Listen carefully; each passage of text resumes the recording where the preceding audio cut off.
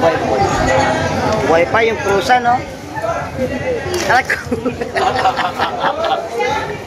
Teka lang. Bibilangin pa ba? Bibilangin yan, no? Bibilangin po yan. Bibilangin pa. Mawala yan. Bibilangin po yan.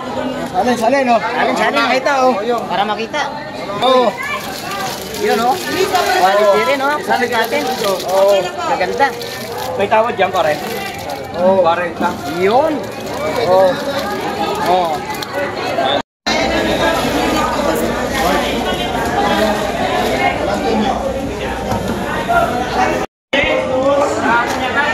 Teka, 40 pa yan. Bakoko.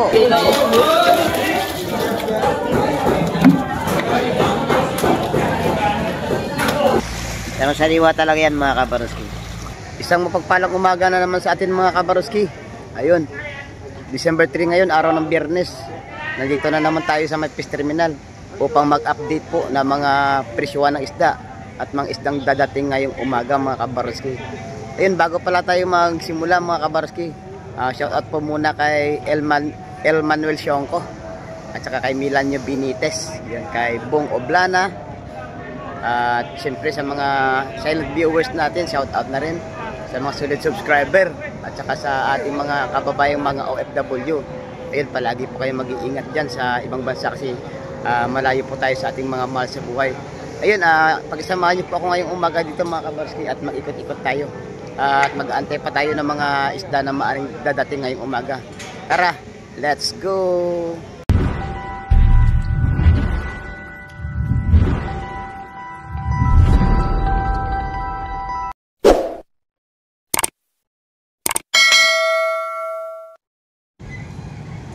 Ayun, good morning mga kabaroski. Alas 7 ng umaga at maraming mga bangka na ngayon ang dumating dito para magbaba ng isda. Ayun. Ang mga bangka na yan ay kung tawagin ay taksay. Nanguhuli yan mga kabaroski na mga pusit. Ayun. Nagbaba na sila ng mga pusit dito sa fish terminal. At ating aalamin mamaya doon sa loob ng terminal mga kabarsi kung anong mga uri ng isda ang ibinagsak ngayong umaga. Ayun mga kabarski, may nanguhuli din pala dito ng alamang. Ayun, kung tawagin yan mga kabarski ay ano,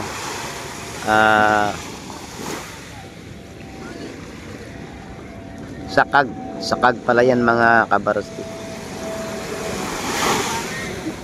Ayun, kumaway na ang ating tropa at nakahuli na ng ano, ng hipong alamang. Quality ang nahuling alamang mga kabaroski. Ito talaga buhay na buhay. Ayun mga kabaroski, may mga huli ito, ayun, sinundo na ng ating mga nagbubuhat ng isda ang mga nahuli nila. Ito, may mga huli na rin ito halos.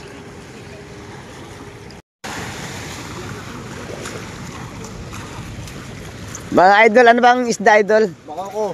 Ang lalaki ng mga bako at alamin natin sa terminal mamaya mga kabaroski. Mga good size na bako ko yun. Yun. At ito pa may 3 timba na nahuling isda. Alamin natin kung ano. Mga idol, ano na ba yan? Puset. Puset na puset. Ayan, puset to. Tara. Susundan natin.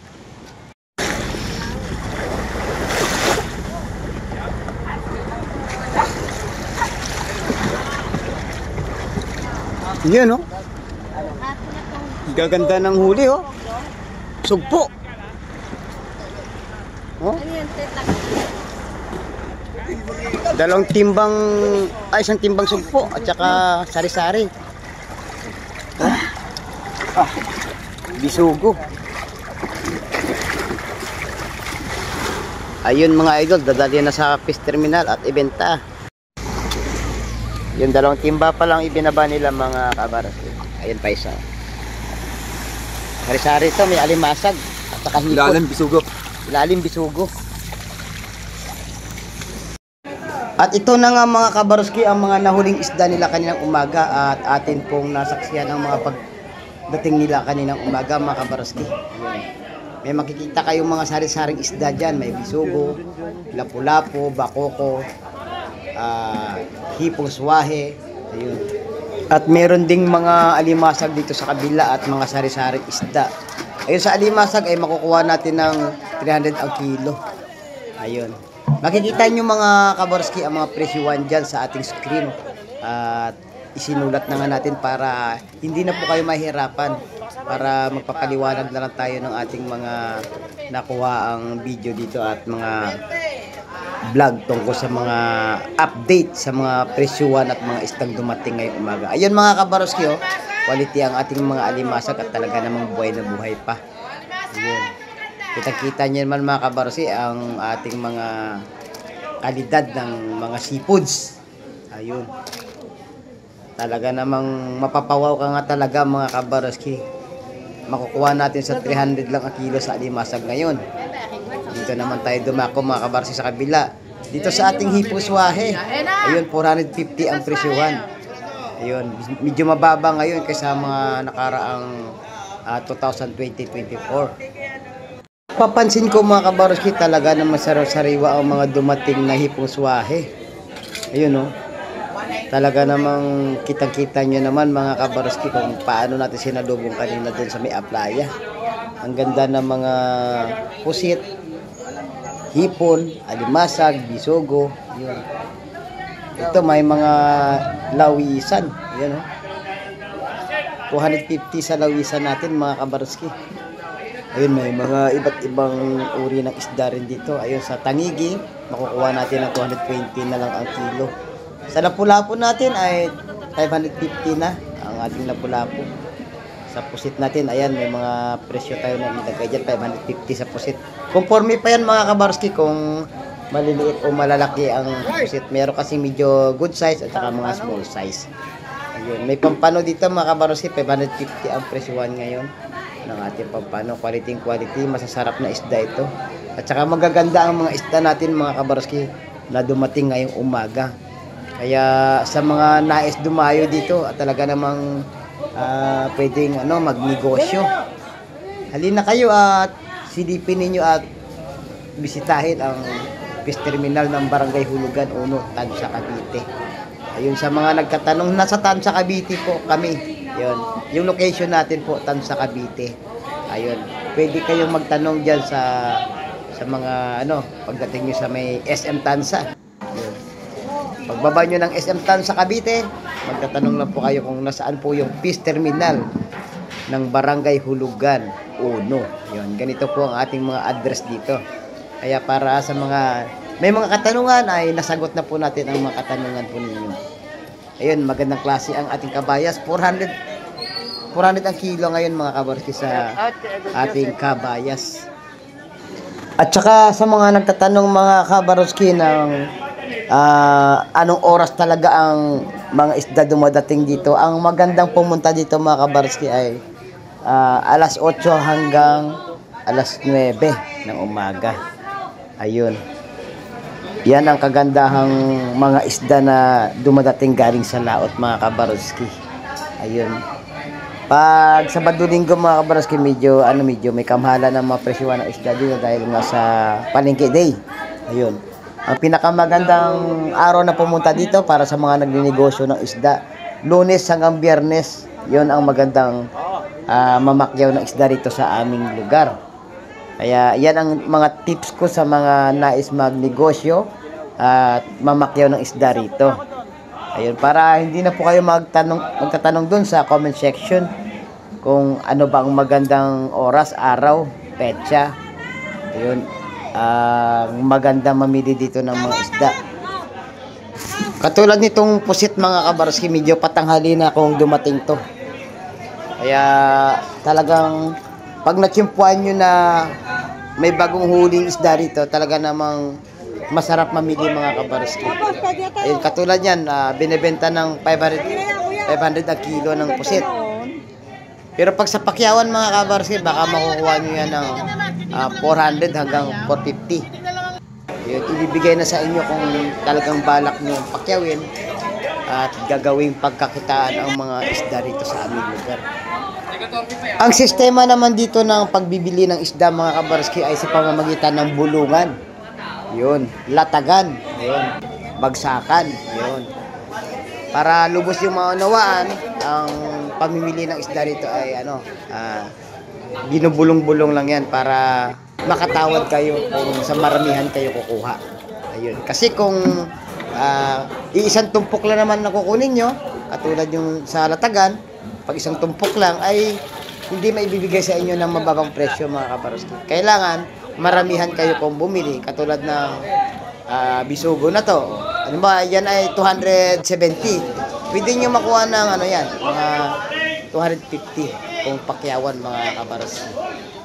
At sa mga nais namang pumunta dito sa aming lugar mga kabarski, katulad halimbawa kung kayo ay manggagaling ng Maynila, siyempre kung wala kayong mga service na sasakyan, ay pwede kayong mag-commute. Sumakay na po kayo ng biyaheng PTEX at siyempre hanapin nyo yung biyaheng Tansa Cavite. Ayun. Doon kayo bababa sa SM Tansa. Ayun. Tapos may mga tricycle dyan.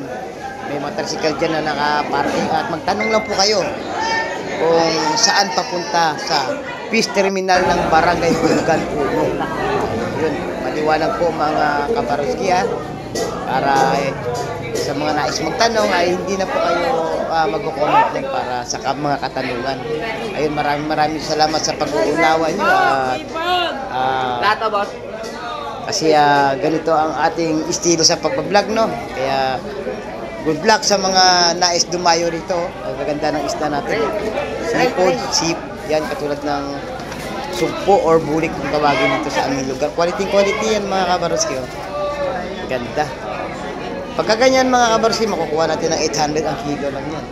Pero pagka maramihan kayo kung bumili, pwede nyo tawaran ng 750, pwede rin sa 700. Ayun. Sa pamamagitan ng pagbulong-bulungan, ayun, makakabili tayo ng maraming seafoods at mga isda rito. Ayun, ang gaganda ng hipon-swahe. 450 ang ating hipon-swahe. Pero pag bumili kayo sa mga papag na mga kabarski, huwag kayong magtataka kung bakit nasa 500 na ang kilo, minsan 550. Kasi nga mga kabarski, may patong na po yan. Napaka-quality talaga ng ating hipong bulik mga kabarski. Kita-kita naman sa itsura nito ang talaga naman sariwa. Magandang klase baga. Ayun. Maya lang mga kabarski yan ay papakyawin na rin yan. Pag-aagawan niya ng ating mga buyers dito sa palengke. Ito sa ating alimasag, 300 ang kada kilo rin ito. Quality. Talaga namang mapapawaw ka talaga mga kabarski sa mga seafoods natin ngayon. Dito naman sa isdang espada natin, 140 ang kada kilo nito mga kabarski. At dito sa punto na to mga kabarski, hinawakan ko yung alimasag. Ayun, aray, nasipit nga ako. Kasakit naman. Ayun, sobrang dami pa mga dumating na isda ngayon. Sari-saring mga isda at saka magaganda mga kabarski. Ay, pampano.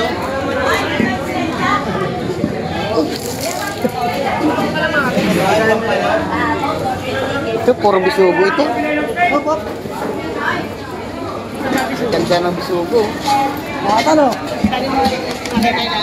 Yan, salin.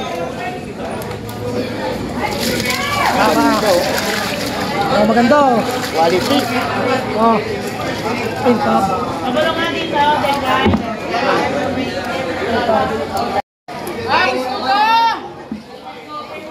Ganda ng pusipo yung natarot ko doon. Salin, no? Salin, makita, para makita. Makita. Yun, quality rin, sabi natin. Maganda. May tawad dyan, pare. 40. Yun.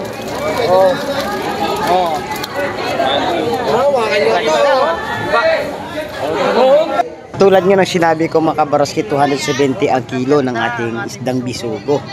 Ayun. Napakaraming bisugong dumating ngayon mga kabarski. Halos bisugo ang huli. So mga kabarski, may nahuling isda. Bisugo.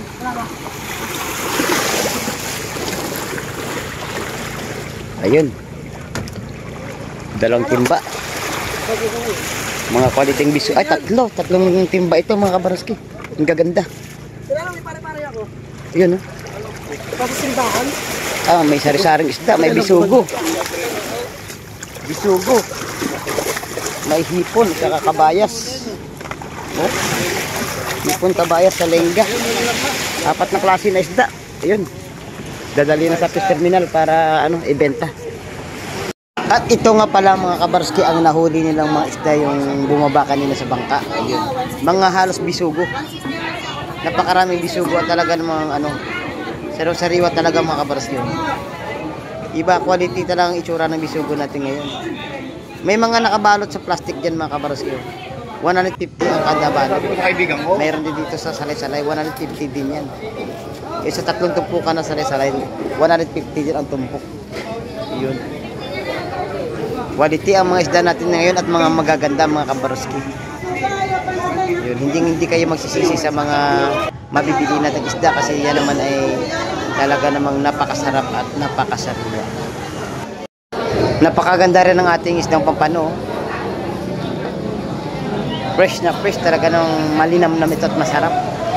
Yun na nga mga kabaroski, maraming salamat sa muli ninyong panonood kay Baroski TV.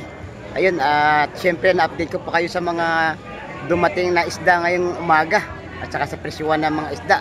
At saka ang gaganda ng isda natin ngayon, talagang quality lahat ang mga isda natin at sariwa.